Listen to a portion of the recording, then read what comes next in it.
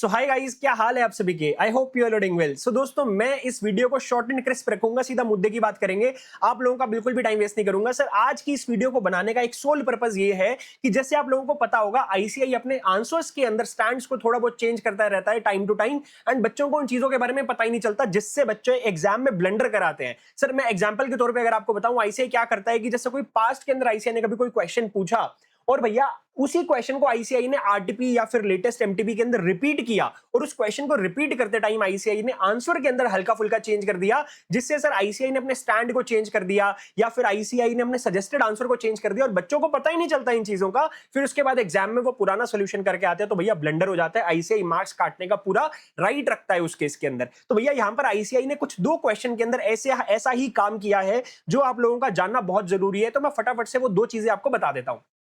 And before discussing these two questions, मैं आप लोगों को एक चीज बता देता हूं। सर, अगर आपने हमारे टेलीग्राम चैनल को ज्वाइन नहीं कर रखा तो please consider subscribing to the Telegram channel, क्योंकि हमने रिसेंटली सर हमारे टेलीग्राम चैनल के ऊपर एआई बेस्ड एमसीक्यूज को शेयर करना शुरू किया है, high level AI based MCQs, जिससे बच्चों को सर May 26 लेवल के एग्जाम की तैयारी को May 26 के एग्जाम के लेवल की तैयारी करने में बहुत ज्यादा हेल्प होने वाली है। एंड सर ट्रस्ट में, अभी तक मैं 2 से 3 एमसीक्यूज शेयर कर चुका हूं, और एक चैलेंजिंग क्वेश्चन भी मैंने यहाँ पर मेरे टेलीग्राम चैनल पे शेयर किया था, जिससे बच्चों को बहुत ज्यादा हेल्प हो रही है। एंड बच्चे बोल रहे हैं कि sir yes, these MCQs are definitely going to help us. And sir वो सारे एमसीक्यूज जो है मैं वीकली बेसिस पे यूट्यूब पे भी डिस्कस करने की पूरी कोशिश करूंगा। तो definitely consider subscribing the Telegram channel. Sir बिल्कुल यहाँ पर काम की बातें की जाती हैं, हम कोई टाइम पास बातें हमारे टेलीग्राम चैनल के ऊपर नहीं करते, कोई मीडियोकर बातें नहीं की जाती। नाउ फटाफट से हम डिस्कस करते हैं सर ये क्वेश्चंस के अंदर आईसीआई ने क्या कर दिया है।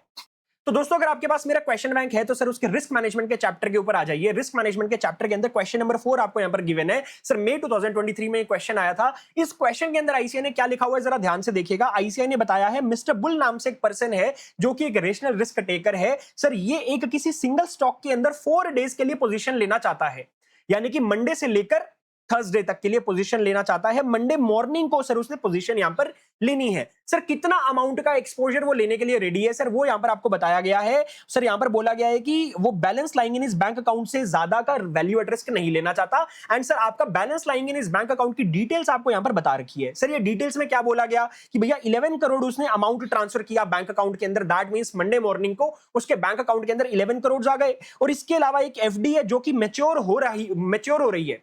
तो मंडे को अगर आपकी एफडी मैच्योर हुई तो सर 63,42,560 रुपीस की मैच्योरिटी अमाउंट है, ये भी आपके बैंक अकाउंट में आ जाएगा। तो भैया ये अमाउंट भी आपकी बैंक अकाउंट के अंदर आ गई। एंड इसके अलावा बोला गया कि 1000 जो है वो मिनिमम बैलेंस रिक्वायरमेंट है ऑल द टाइम।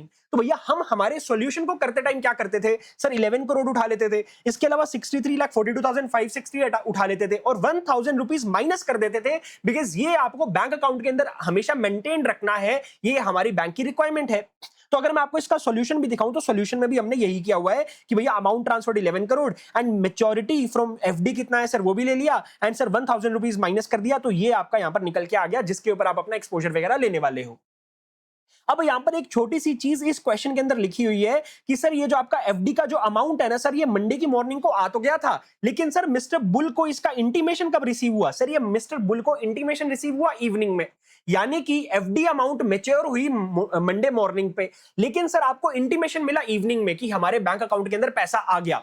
लेकिन स्टिल आईसीआई और हम क्या करते थे सर, आईसीआई का स्टैंड यही था कि हम ये दोनों अमाउंट को कंसीडर कर लेते थे, एफडी के अमाउंट को भी कंसीडर कर लेते थे।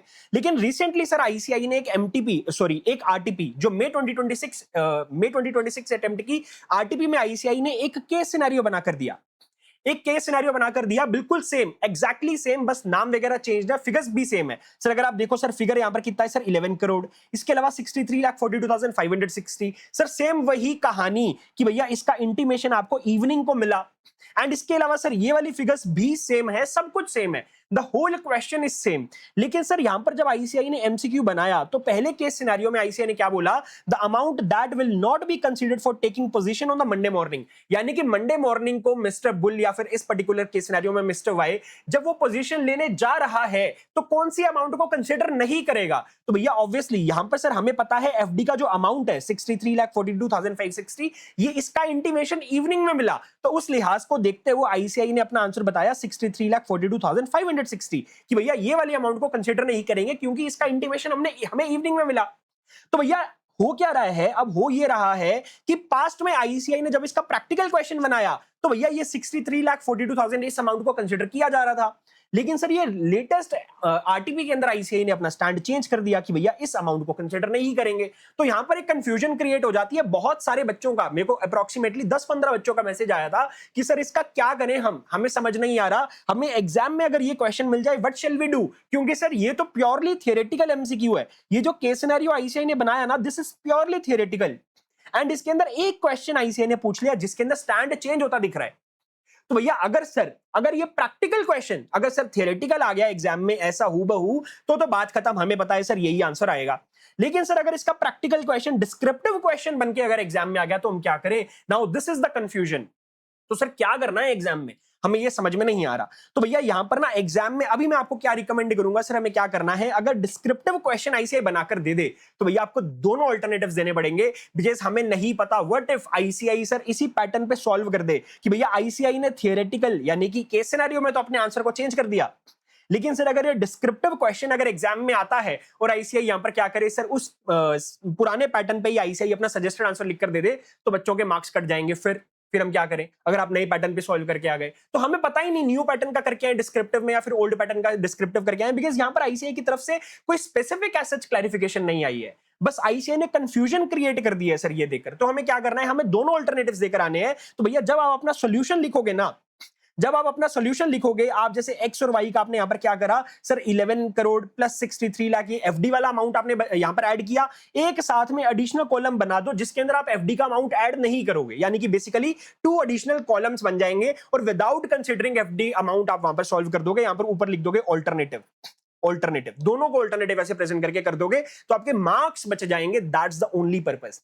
अगर हमें आईसीआई से कोई स्पेसिफिक क्लैरिफिकेशन मिलती है तो उसके रिगार्डिंग मैं आपको वहां पर टाइम टू टाइम अपडेट जो है वो करता रहूंगा। सर दूसरी चीज जो मेरे को आपसे डिस्कस करनी है सर, यहां पर क्या है, अगर आप देखोगे सर आईएफएम का, अगर आप इंटरनेशनल फाइनेंशियल मैनेजमेंट वाले चैप्टर के अंदर अगर आप आते हो, उसका मेरे क्वेश्चन बैंक में क्वेश्चन नंबर 13 सॉरी, मेरे क्वेश्चन बैंक में क्वेश्चन नंबर 13, ये क्वेश्चन नंबर 13 सर नवंबर 2024 में पूछा गया था। और यहां पर आईसीआई ने क्या करा था, इस पर्टिकुलर क्वेश्चन में आईसीआई ने डिस्काउंटिंग फैक्टर दिया ही नहीं, there is no discounting factor, और बोला कि भैया इस क्वेश्चन को सॉल्व करके बताओ, यानी कि फॉरवर्ड रेट निकाल के बताओ, फॉरवर्ड कवर कुछ है, तो डिस्काउंटिंग रेट नहीं बताया आईसीआई ने यहां पर। तो भैया यहां पर ना सजेस्टेड आंसर में आईसीआई ने क्या करा, सजेस्टेड आंसर ने आईसीआई ने सर तीन ऑल्टरनेटिव्स दे दिए। ये आपका ऑल्टरनेटिव नंबर 1, ये आपका alternative number 2 and this is your alternative number 3। अब यहां पर ना सर आपसे पूछा क्या गया है, आपसे इस क्वेश्चन में पूछा गया है सर हमें सिंगल फॉरवर्ड कवर निकाल के बताओ, सिंगल फॉरवर्ड रेट। अब सिंगल फॉरवर्ड रेट अगर भैया, मैंने ना क्लास में भी बच्चों को यह चीज बोली थी कि सर मेरे को पहले 2 ऑल्टरनेटिव्स जो है ना वो गलत लगते हैं, पहले 2 ऑल्टरनेटिव्स मुझे गलत लगते हैं। तो मैंने क्लास के अंदर में ना बच्चों को, जब आईसीआई ने कोई क्लैरिफिकेशन नहीं दी थी, तो मैंने क्लास में स्टूडेंट्स को अपने आंसर्स के अंदर थर्ड प्रेजेंटेशन ही लिखवाई थी कि भैया थर्ड प्रेजेंटेशन करेक्ट है, इसी के बेसिस पे करो। सर मेरे को पहली 2 प्रेजेंटेशन गलत क्यों लगती थी, पहली 2 प्रेजेंटेशन गलत इसलिए लगती थी बिकॉज आईसीआई ने एक सिंगल फॉरवर्ड कवर रेट आपसे निकालने के लिए बोला गया है। अब भैया यहां पर देखो, इसके सॉल्यूशन में आईसीआई ने सिंगल फॉरवर्ड रेट लास्ट में निकाल दिया 83.13। और भैया यहां पर अज्यूम क्या किया जा रहा है, देखो सर हर साल के कैश फ्लो के अंदर, हर ईयर के कैश फ्लो के अंदर सर ये फॉरवर्ड कवर लगाया जा रहा है, फॉरवर्ड रेट लगाया जा रहा है हर ईयर के कैश फ्लो को, हर ईयर के कैश फ्लो को फॉरवर्ड रेट की मदद से कन्वर्ट किया जा रहा है। सर एक बात बताओ, क्या आपको लगता है कोई बैंक आपको हर साल सेम फॉरवर्ड रेट कोट करके देगा कि भैया ईयर 1 का भी यही रेट होगा, ईयर 2 का भी यही रेट, ईयर 3 का भी यही रेट, ईयर 4 का भी नहीं। ऑब्वियसली हर ईयर का फॉरवर्ड रेट जो है वो डेफिनेटली चेंज होगा। तो भैया इसीलिए आपका ऑल्टरनेटिव नंबर 1 मेरे हिसाब से एब्सर्ड था, वियर्ड था। Same problem was there in alternative number 2 कि भैया आप अज्यूम कर रहे हो कि हर साल सेम फॉरवर्ड रेट जो है यहां पर आपको मिलने वाला है, विच इज इनकरेक्ट। लेकिन सर जो ऑल्टरनेटिव नंबर 3 है ना, उसके अंदर ये प्रॉब्लम नहीं है। ऑल्टरनेटिव नंबर 3 में आपने क्या करा, आपने डिस्काउंटिंग रेट को, ऑब्वियसली आपने अज्यूम करा कि आपका डिस्काउंटिंग रेट 15% है, फिर उस 15% डिस्काउंटिंग रेट को आपने रिस्क एडजस्टेड डॉलर रेट के अंदर आपने कन्वर्ट किया कि भैया ये तो इंडियन डिस्काउंटिंग रेट है, इसको यूएसए वाले डिस्काउंटिंग रेट के अंदर कन्वर्ट करो, और जो आपके कैश फ्लोज है ना डॉलर्स के अंदर, वो डॉलर्स वाले कैश फ्लो को सीधा डॉलर के डिस्काउंटिंग फैक्टर की मदद से आप कन्वर्ट कर लो और यहां पर एनपीवी निकाल लो, और लास्ट में आपका यहां पर एक सिंगल रेट निकल के आ जाएगा। दिस इज मेरे हिसाब से करेक्ट।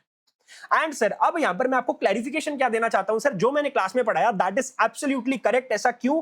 क्योंकि आईसीआई ने सर अपने ना एमटीबी के अंदर, ये पिछले जनवरी 2026 का जो अटेम्प्ट था, उसकी एमटीबी के अंदर आईसीआई ने क्वेश्चन पूछा था same same question PQR is considering हूबहू कॉपी पेस्ट क्वेश्चन, बस आईसीए ने यहां पर क्या करा, लास्ट में आपको यहां पर डिस्काउंटिंग रेट दे दिया कि भैया आपका इंडियन रुपी डिस्काउंटिंग रेट जो है वो 15% है। और इसका जो आईसीए ने सजेस्टेड आंसर दिया ना सर, वो सजेस्टेड आंसर भी बिल्कुल वही दिया, रिस्क एडजस्टेड डॉलर रेट निकाल के लास्ट में आईसीआई ने सिंगल रेट आपसे निकलवा कर दिया, जो मैंने क्लास में बच्चों को करने के लिए बोला था।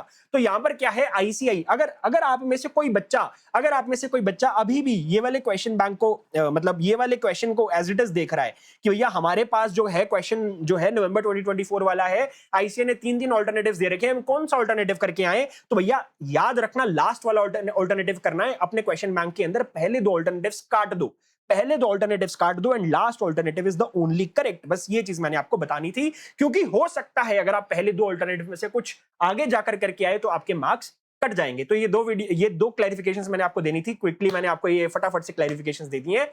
एंड सर यस, याद से टेलीग्राम चैनल को ज्वाइन कर लेना, यूट्यूब चैनल को भी सब्सक्राइब कर लेना। टेलीग्राम चैनल के ऊपर हम सर यहाँ पर कोई भी मीडियोकर या फिर टाइम पास बातें नहीं करते हैं, कोई फालतू का मोटिवेशन नहीं दिया जाता। जब जब कोई मैसेज मेरे को आपको इंपॉर्टेंट देना होता है या फिर डेली एमसीक्यू शेयर करना होता है तभी मैसेज आता है। आप लोगों का बिल्कुल भी टाइम वेस्ट नहीं होगा, ये मेरी गारंटी है। मिलते हैं नेक्स्ट वीडियो के अंदर, टेक केयर, बाय बाय।